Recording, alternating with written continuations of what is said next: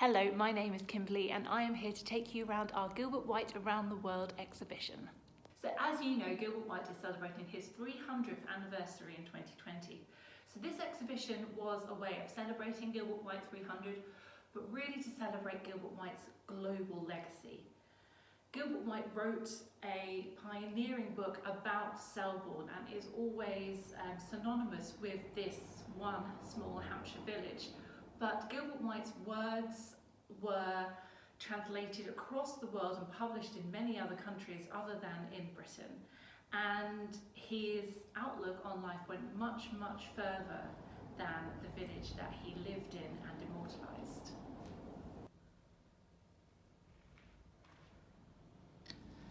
The first part of the exhibition focuses on international editions of the Natural History of Selborne. This is a 1963 Swedish edition published by Nature och Culture in Stockholm. The title translates as Nature in Selborne. The illustrator talks about his own visit to Selborne. Selborne parish alone has exhibited at times more than half the birds that are ever seen in Sweden. The former has produced more than 120 species, the latter only 221. Let me add that it has shown near half the species that were ever known in Great Britain. Gilbert White, 1774. This French edition was published in Paris in 1949 and is an educational work. The first section is a selection of passages from the natural history in English, followed by notes and exercises in French. And this is a 2011 full translation in French. The French, I think, in general, are strangely prolix in their natural history. Gilbert White, 1770. One of the more recent editions, this Spanish translation of the text was published in 2015. What you suggest with regard to Spain is highly probable. The winters of Andalusia are so mild that, in all likelihood, the soft-billed birds that leave us at that season may find insects sufficient to support them there. Gilbert White, 1768. This Danish edition was published in 1951 in Copenhagen. Its title translates as Selborne, Nature and Bird Life of a Parish. In former letters, we have considered whether it was probable that woodcocks in moonshiny nights crossed the German Ocean from Scandinavia. As proof that birds of less speed may pass that sea, considerable as it is, I shall relate the following incident which, though mentioned to have happened many years ago, was strictly a matter of fact. As some people were shooting in the parish of Trotton, in the county of Sussex, they killed a duck in that dreadful winter of 1708-9, with a silver collar about its neck on which was engraven the arms of the King of Denmark. Gilbert White, 1771. And here we have the jewel of the collection. This is a 1792 edition of White's words translated into German. The title translates as White's Contributions to the Natural History of England. It was translated by Friedrich Mayer, and this is the only international edition of Gilbert White's text to be translated in his lifetime. In fact, the original edition would not go into second edition until 1802, so the fact that this was published in 1792 is really, really remarkable. So Friedrich Mayer was a German doctor and naturalist, and at the age of just 24 years old, he decided to translate White's Natural History of Selborne. However, he was slightly dismissive of what he found.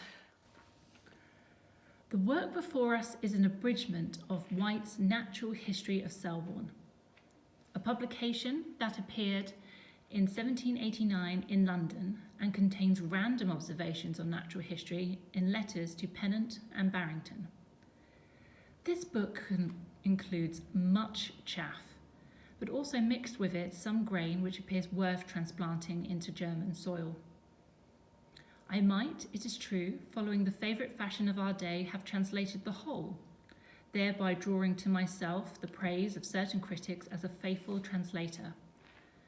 but I will all the more willingly deny myself this empty honour, since my time is too valuable to me to spend on translating trivialities, even if theirs would allow them to read and review them in detail. Let me add a few more words on the contents of these pages. One will not find much in them that is absolutely new, but rather the correction of some popular ideas, as well as much that is of interest to form its relation to the whole. For this reason, the whole is not a book for professional scholars, who begrudge every moment that they are not hearing something new, and to whom on this account old rags are so often hung out as new. He who, however, desires only accurate and limited knowledge may certainly promise some entertainment from the reading of this work. That then is all I have to say. The 16th of February, 1792. So this isn't actually the full text. What Mayer did was that he took Gilbert White's text, picked out the bits that he liked, and made from those bits 14 letters of his own making. It will be of no surprise for you to hear that the countries that have produced the most editions of the Natural History of Selborne are those that speak predominantly English, such as the United States of America, Canada, Australia, and New Zealand. These are mainly British editions that were brought over by 19th century fans of Gilbert White and then republished in their new homes. The first true American edition was published in 1832 in Philadelphia. So here is the 1832 American edition, which was published by Carey and Lee of Philadelphia and was printed in Springfield, Massachusetts. So here in the middle here are the two Canadian editions. The first was published in 1888, and then the one that is laid open here was published in 1904 and has a really lovely picture of the house as it was at the beginning of the 20th century.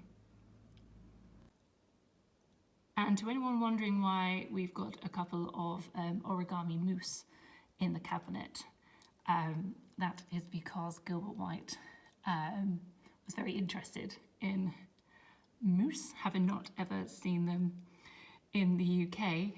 One was brought to Goodwood, which is near Chichester, and Gilbert White travelled to see his first moose, but unfortunately it had died by the time he got there, so it was strung up to still be on display, but unfortunately Gilbert couldn't observe it very long because the smell was too bad. But I like to think that these are the animals that signify Gilbert White's interest in North America. So this is one of our Australian editions, which was published in Melbourne in 1891. And here is an image of its publisher, Petherick, who was born in Britain and emigrated to Australia when he was 5 years old.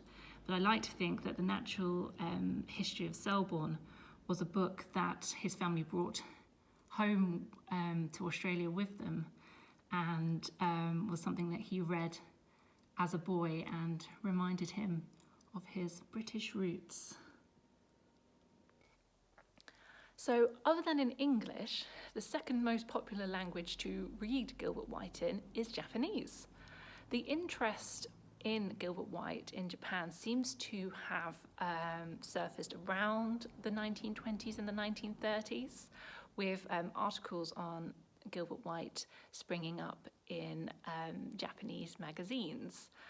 There are 4 separate translations of Gilbert White's text, which sprung up between the 1930s and the 1950s.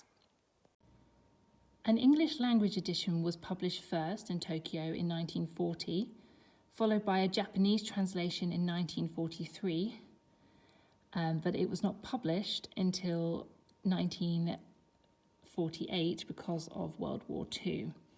Then a third translation followed very quickly in 1949. In 1997, this article was published in the Japanese magazine Le Figaro. This caused a sudden surge in our Japanese visitors, so much so that for the first time the museum had to produce its first Japanese guide, and we were included in a Japanese guide to English tea rooms. Birds of the Natural History of Selborne, which was published in 2008, is the only bilingual edition of the text to have ever been produced. It is in both English and Japanese, and we sell it in our shop. And here is the 2002 Chinese version of the text.